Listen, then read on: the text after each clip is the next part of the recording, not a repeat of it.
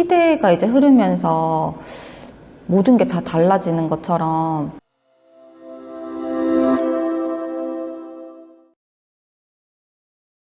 네, 안녕하세요. 안녕하세요. 네, 우선 저희 편하게 자기소개 좀 부탁드릴게요. 네, 저는 대구에 살고 있고 그 상징성을 이용해서 작품을 이제 표현하고 있는 서하윤 작가라고 합니다. 네, 한국화를 그리시는 이제 작가님이 되시는 거죠? 네네. 저희가 이제 작가님에 대해서 이력을 찾다가 보니까 네. 부산예술중, 울산예술고, 계명대학교 동양학과, 그리고 석사까지 정말 미술이라는 예술 분야에서 계속 이제 쭉 함께 오고 계신데 미술을 시작하시게 된 계기가 되게 궁금해요. 원래 엄마 아빠가 이제 미술을 하셨었어요. 이제 저도 그리는 걸 되게 좋아하고 제가 미술 전공을 선택했다기보다는 이제 학교에서 교내 대회나 뭐 이제 시도 대회 이렇게 막 나가다 보면 자꾸 이제 상을 받아오니까 선생님이 이제 엄마 보고 미술에 소질 있는 것 같다. 미술을 시켰으면 좋겠다. 그래서 이제 저희 집이 원래 조금 양산이라는 시골 같은 도시인데 중학교는 이제 부산이니까 그쪽에 이제 예술중학교가 있으니까 이제 그쪽으로 이제 엄마가 보내주시게 된 거거든요. 그래서 2시간씩 이렇게 걸리면서 이제 학교 다니고 또 울산으로 이제 가고 그렇게 해서 연결이 돼가지고 계속 이제 미술을 하게 된 계기가 된 것 같아요. 사실 근데 미술 좋아한다고 하면 사실 일러스트 작가라든지 굉장히 조금 저희가 눈에 익을 만한 그림들을 선호하시는 경우가 많은데 사실 국내 분들도 한국화라고 했을 때 약간 붓으로 그리는 게 한국화지 않을까라고 생각을 할 수도 있을 것 같아요. 처음에 이 한국화를 어떻게 접하시게 됐고 어떤 느낌을 받으셨는지 궁금해요.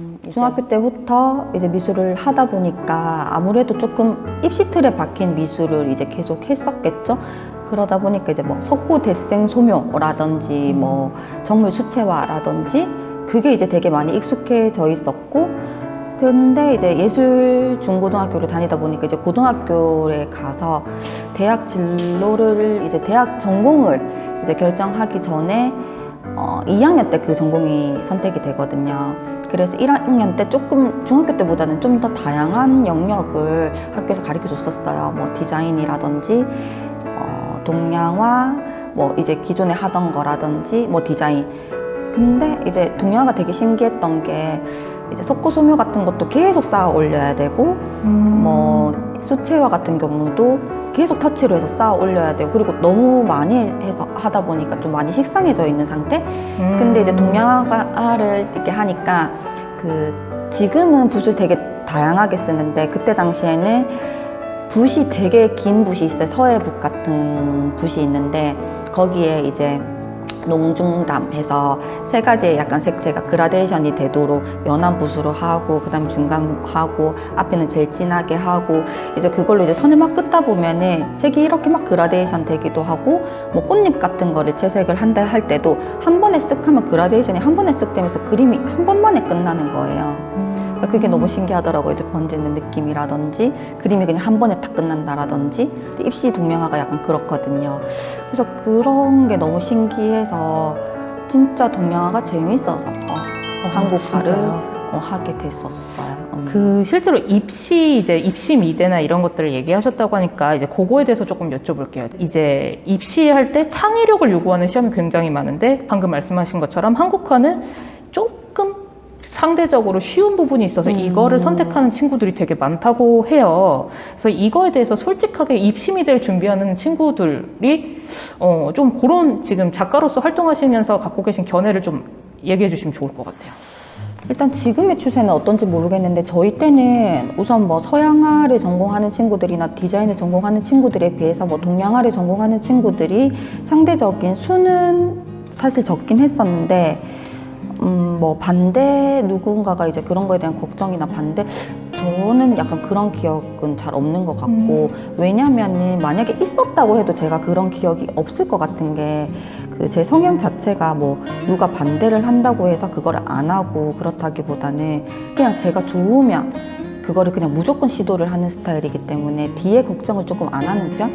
그리고 시도해보고 문제가 생기면 조금 해결을 해 나가는 편이기 때문에 제가 전공 선택하는 부분에 있어서는 그냥 내가 좋아하는 거 위주로 이제 선택을 하게 됐기 때문에 누가 반대하고 앞으로의 어떤 걱정이나 저는 개인적으로 그런 걱정이 전혀 없었었는데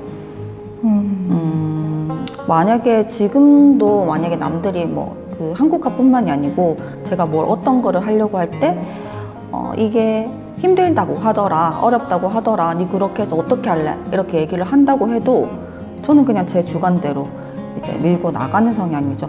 근데 이제 사람마다 그거는 다 성향이 다른 부분이니까 그냥 사람은 그냥 자기가 마음 먹으면 사람이 할 수 있는 한계에서는 다 할 수 있다라고 생각을 하거든요. 어떤 뭐 좋은 전공이 있고 직업이 있다고 해서 그 길을 선택한다고 한들 누구나 다 잘 되는 건 아니잖아요. 그쵸. 그러니까 자기가 좋아하는 거를 했을 때는 엉덩이만 무겁고 노력하면 다 할 수 있는 부분이기 때문에 뭐 이런 전공 말고 다른 전공을 해야지 네가 더 잘 살 수 있다. 이거는 사실 말이 안 되는 말이라고 이제 저는 생각을 하고 그거 한다고 해서 뭐 또 다 잘 되는 건 아니니까 뭐 이게 앞으로 뭐 어렵다, 잘 안 된다 이거의 초점보다는 내가 좋아하는 게 뭔가 내가 오랫동안 할 수 있는 일이 뭔가 이거에 초점을 맞추는 게 더 맞다고 생각을 아까 해요. 왜 초반에 설명하실 때 내가 어디 그림을 그리고 자꾸 나가다 보니까 입상을 하시게 됐다라고 얘기를 하셨잖아요. 네네네. 그래서 미술에 소질이 있다. 근데 예술 쪽에는 약간 흔히들 말하는 천재가 되게 많다고들 얘기를 해요. 그래서 약간 내가 이쪽에 정말 뛰어난 감각이 있는 줄 알겠지만 막상 대학교에 가서 혹은 사회에 들어오게 되면 솔직히 나보다 잘하는 사람들을 너무 많이들 본다고 합니다. 그래서 되게 내가 여기를 잘못 선택했나 하면서 슬럼프에 빠지는 경우가 종종 있다고 하는데 작가님은 이 지금까지 쭉 그려오시면서 슬럼프가 한 번도 없으셨을까요? 네, 슬럼프는 저는 전혀 없었던 것 진짜요? 같아요. 그럼 이제 지금 후배들의 경우 작가님과 다르게 슬럼프가 있거나 혹은 한국화 전공을 하면서도 이거에 대한 확신이 없고 자꾸 고민을 하는 친구들이 있을 것 같은데 그거에 대해서 어떻게 선택을 하라고 하면 가장 좋을까요? 우선은 한국화도 그렇고 이제 서양화 쪽도 그렇고 이제 순수 미술이다 보니까 맞아요. 순수 미술을 하는 사람들은 진짜 내가 미술을 계속 할 것이다 라는 일단 마음 자세가 돼야지 된다고 생각을 하거든요. 물론 이제 뭐 순수 미술을 해서 뭐 교육적으로나 뭐 선생님도 할 수 있는 일이지만 뭐 이걸로 내가 취업을 잘 해서 나중에 돈을 많이 벌고 당장에 어떤 결과를 원한다면 순수 전공을 안 해야 되는 게 맞다라고 생각을 하고 내가 나중에 언제 잘 될지 기약은 없지만 나는 진짜 미술이 좋고 언제가 될지는 모르지만 내가 이 길을 오랫동안 묵묵하게 갈 수 있는 자신이 있어야지만 저는 이제 순수 미술을 선택해야 된다고 이제 생각을 해요. 그래서 취업 쪽을 생각한다고 하면 순수 미술을 애초에 안 하는 게 저는 맞다고 생각해요. 아, 진짜요? 그러면 저희가 2부로 넘어가기 전에 네. 뒤에 있는 게 이제 여기 걸려있는 작품이 사실 작가님의 한국화잖아요. 근데 네. 되게 많은 분들이 놀라실 것 같거든요. 한국화라고 하면 문양 혹은 색감 이런 것들이 조금 기존에 우리가 알고 있던 붓터치감의 느낌을 떠올리시는 분들에게, 대중들에게 한국화는 그렇지 않다, 이럴 수 있다를 한마디로 조금 해주신다면 어떤 게 있을까요? 지금 질문하신 내용은 제가 들을 때 이제 저는 이 전공을 계속 했기 때문에 사실 대중들이 한국화를 어떻게 진짜 바라보고 있는지는 잘 모르겠는데 지금 이렇게 뭔가 느낌적으로는 그냥 노래로 치면 그냥 트로트 같다라는 느낌? 아니면 혹은 그 드라마 사극에 네. 그려져 있는 수채화 네. 그런 수채화. 느낌이 사실 그러니까 풍속화. 네, 맞아요. 뭐 옛날에 뭐 김홍도의 어떤 작품이라든지 뭐 산수화라든지 먹으로 하는 거 맞아요. 아니면은 뭐 대나무, 매랑국주 막 이런 그쵸. 식의 어떤 패턴으로 이렇게 혹은 한복을 생각을 입은 거라든지 하고 계신다. 근데 뭐 시대가 이제 흐르면서 모든 게 다 달라지는 것처럼 역사도 계속 흐르면서 자꾸 달라지고 뭐 집도 초가집이었다가 지금 되게 현대적인 건축물로 이제 바뀌고 하는 것처럼 뭐 동양화라고 해서 한국화라고 해서 옛날 일처럼 딱 머물러 있는 게 아니라 엄청 다양하게 채색하시면서 하시는 분도 많고 맞아요. 네. 저도 어떻게 보면은 제 작품 보시면서 이거 동양화예요? 뭐 한국화예요? 맞아요. 이렇게 물어보시는 분들 되게 많거든요.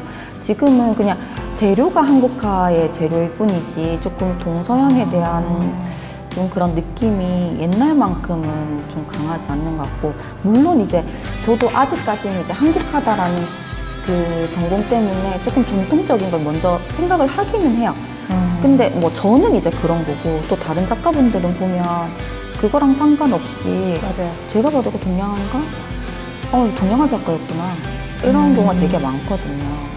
그래서 지금은 동서양의 구분 자체가 없는 것 같아요. 작가라는 이름하에 다양하게 모든 장르를 섞어서 그릴 수 있다라는 하나의 예술 작품이라고 그냥 저희가 받아들이면 되겠네요.